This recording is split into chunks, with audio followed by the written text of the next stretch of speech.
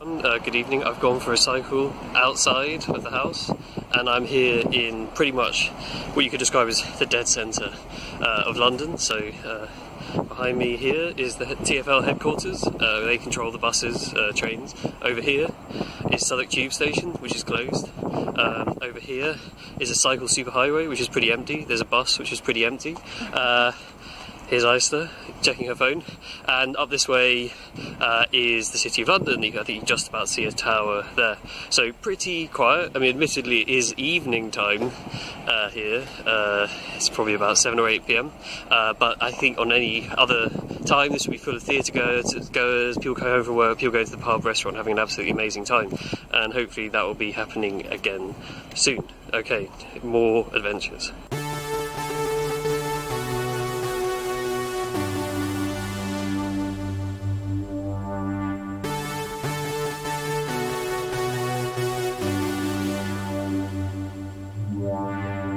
Stop. Now on Blackfriars Bridge. Ice is just catching up, and as you can see, also pretty quiet. A bit of London skyline, St Paul's Cathedral, another cyclist, and then you can see over here south bank of the River Thames, which not a brilliant angle, but usually full of people and pretty quiet at the moment, despite it being a really beautiful, pleasant evening. Extremely mild, beautiful sun, very pleasant. We'll keep going. The spiritual centre of London, the centre of gossip, the centre of culture, history, discovery. Pretty empty around here, but still a few people, still someone taking out the bins, making some noise. Next stop, we are right in the financial centre of London. This is the Royal Exchange, behind some skyscrapers. The Bank of England, just there, where the money is kept.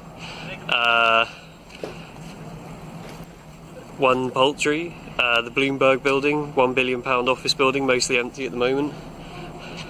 Mansion House, the house of the Lord Mayor of London. So yeah, this is the centre of our financial hub, but also in some ways a kind of terrain that will be shortly maybe more at the focus of the news and media coverage as we move beyond the virus crisis to what could be a financial, well, certainly an economic and then a financial crisis. But hopefully decisions are made here that where that money that is available is invested in amazing things like skills programs and other stuff that gets us through this crisis and puts us on a good footing for whatever happens next. Liverpool Street train station, which is here. Pretty much the last spot I think we're going to visit because it's getting quite dark, but as you can see, very empty in the City of London. To be honest, the City of London is pretty empty on a Saturday and Sunday anyway, but it seems slightly more empty today, especially since it's a Monday night. There would normally be a few people having drinks or meals after work and getting home a bit late from the office, that kind of thing. But anyway, obviously London's still here, it's still amazing. Obviously there's no people around and about, but there are lots of people driving, you know, taking care of important business and things like that, and there are a few other people out exercising. So very much a living place still, and a place that we'll be reflecting on more and more in times to come. Hall Market. Super cool, super amazing place.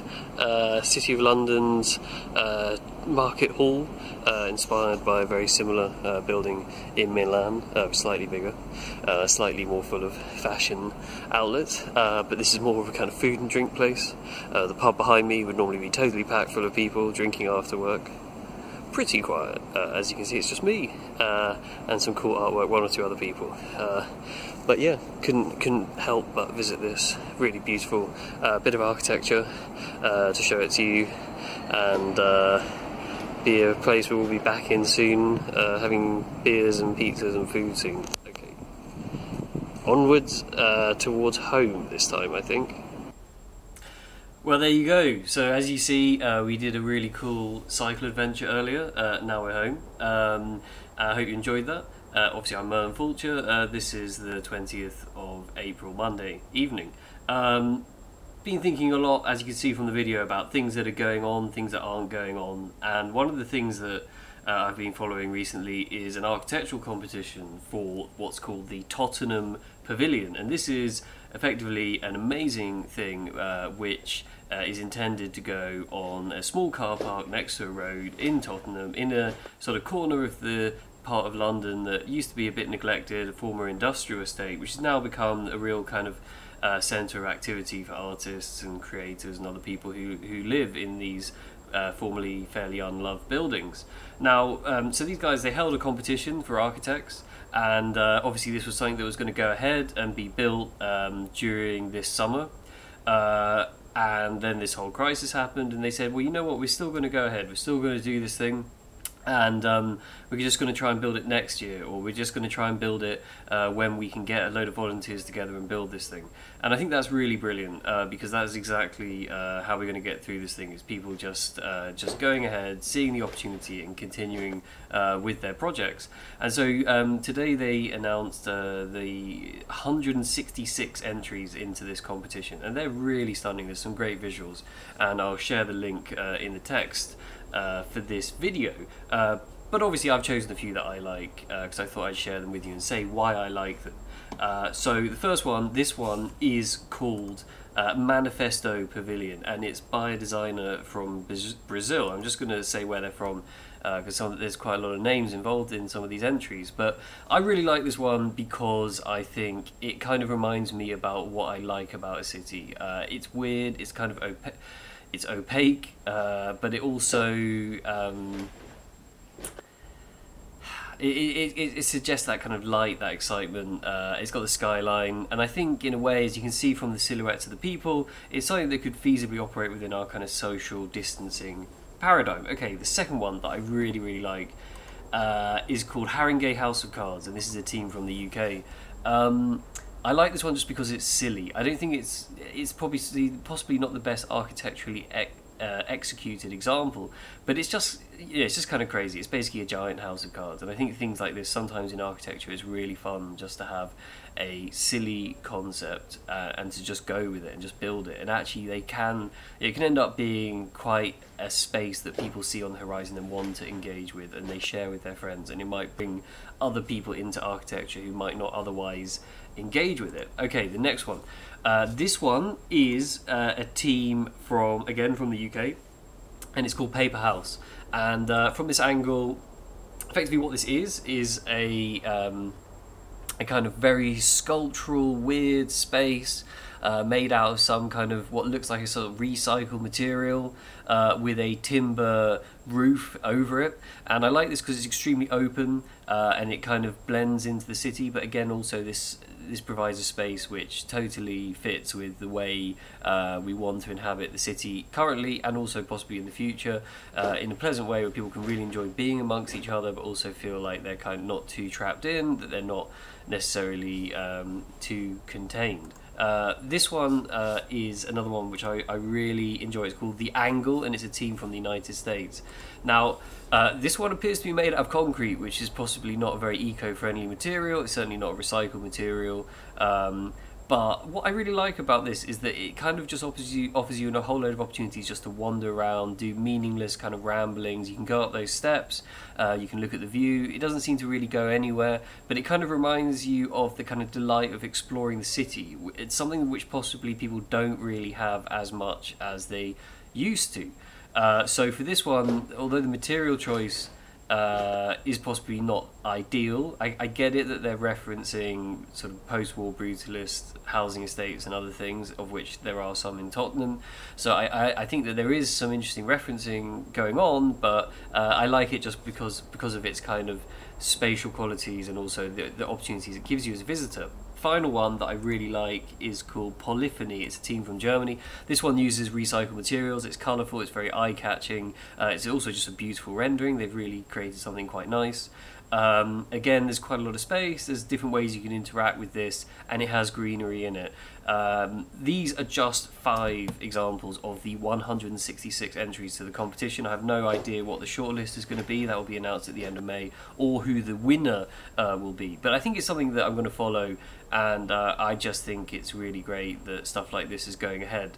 Personally, I think really building something like this, building a pavilion, is a pretty audacious thing, and it makes an impact on the city. And obviously, cities are where we live, it's where we experience our lives, So I think it's good that people do stuff like this, and I think this is a reasonably measured and small thing. And sometimes people, they say, oh, there's too much of this stuff going on, but I'd say no, we're really lucky to live in a situation where there are these opportunities for young designers, and there is opportunities for wider society to get involved and benefit from these things.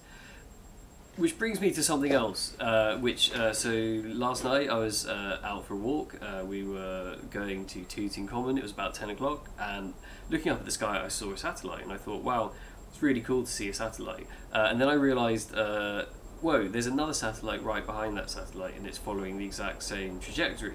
And then suddenly there was another satellite behind that, and behind that, and behind that, and I thought, well, this is really weird, because I've never, in my reasonably limited amount of stargazing, ever seen anything quite like this. So, it basically turns out that this is something called Starlink, and this is a project which is currently ongoing. It's a venture by Elon Musk, and it's basically an endeavour to create a giant, what's called a constellation of satellites, and eventually there will be something like 1,200 satellites orbiting Earth, and the idea is that they will provide broadband to the entire planet via satellite. There's about 360 of them in orbit now, and on the 16th of April, 60 were launched. They're being launched in batches of 60. Now, the 16th of April, that was 4 days ago, and we're in lockdown here in the UK, most of Europe, and certainly in the United States as well. So it's quite interesting that a project like this is just going ahead in the current scenario. And again, it's quite audacious, a bit like the Tottenham Pavilion, but on an insanely different scale. I mean, the budgets for this, I think it's SpaceX, Elon Musk, they say they're spending £10 billion, and it's been speculated that this project could net something like 20 to 30 billion pounds a year once it's up and running in broadband fees.